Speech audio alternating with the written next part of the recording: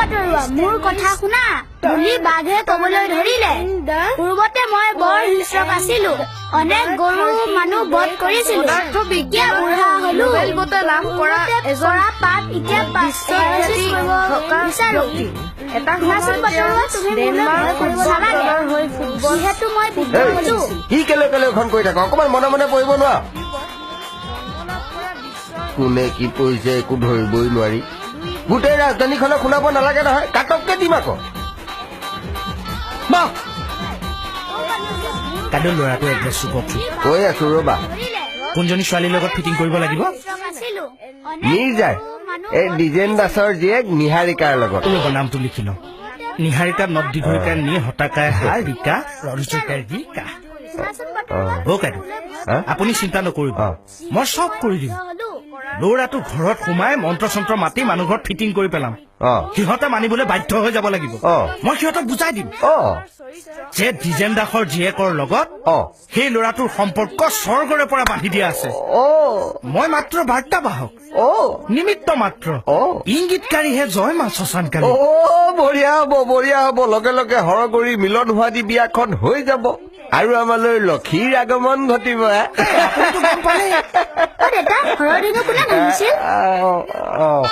এই গোটেই দিনটো মানুহটো অঘৈ নিচিনাকে তলৌকে ঘূৰি পেলাই কাম কৰি ফুৰিছো বিজি আছো কামত মাটিৰ ঘাম মূৰত পেলাই ঘৰৰ কাৰণে চিন্তা কৰিছো ই আকৌ আহি পেলাই সোমাওতে কৈছে বোলে হাৰাধানু কোনে ভাঙিল হয় পিছে হয় মই ভঙা নাই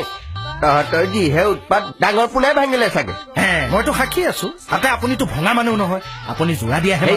চা গুণীয়েহে দেখে গুণৰ মোলে সি নাই নহয় মামা ঘৰলৈ গৈছে এই তৃতীয় পোনাই ভাঙিছে মই ভঙানে এই চতুৰ্থ পোনাই ভাঙিছে সেই মই সেইটো সোধা নাই নহয় সীতাৰ স্বয়ম্বৰৰ ধেনু কোনে ভাঙিছিল সেইটোহে সুধিছো সেইখন ধেনুৰ কথা সুধিছ আচ্ছা এই কি কোৱা হে চালিয়া সেইখন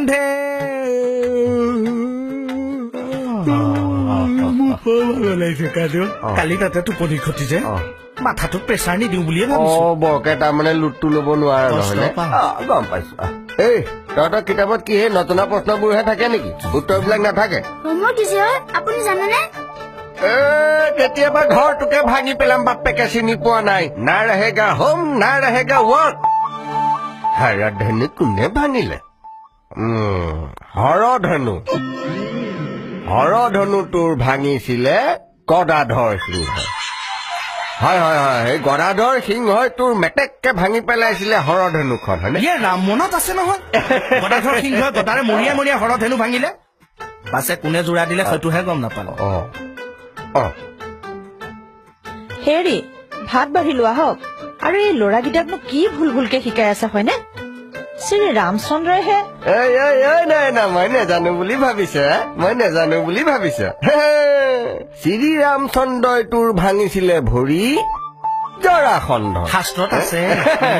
জৰাখণ্ডৰ ভৰি ভঙাৰ পাছতে তোৰ আৰ্কিমিডিষ্টে বিয়া পাতিলে আমাৰ সীতাক বিয়া পতাৰ খবৰটো যেতিয়া গৈ পালেগে সম্ৰাট আকবৰৰ ওচৰত আকবৰটো একদম মানে সন্তোষিত প্ৰফুল্লিত উৎফুল্লিত হৈ গ'ল আনন্দিত হৈ গ'ল লগে লগে তেওঁ কৰিলে কি পকেটৰ পৰা এনেকে হাতটো ভৰাই খপকে উলিয়াই দিছে আপেলটো নিউটনক বোলে বালক খা তোৰ মংগল হব মানিলো কিন্তু আপোনাক দেখিলে ইমান জনা মানুহ যেন নালাগে কাইদেউ দেখিছনে বাৰু তথাপিতো কিন্তু মোৰ অহংকাৰ নাই হয়নে কিন্তু এইকেইটা যে কাৰ পাপ আহি পেলাই মোৰ ঘৰত সোমালে নহয় কি চাই আছ হ'ব আহক ভাত খাওঁকি দ্বিতীয় পোনা হৰধনু শ্ৰী ৰামচন্দ্ৰই ভাঙিছিল লিখ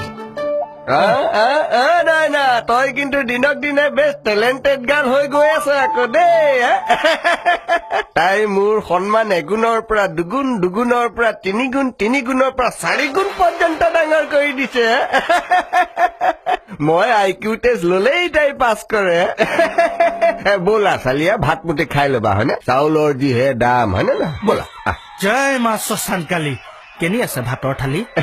প্ৰথমতে বাহিৰতে আছে পানী হাত দুখন লোৱা পখালি ময়ে দিওঁ নেকি ঢালি নালাগে বলক জয় মা শশানকালী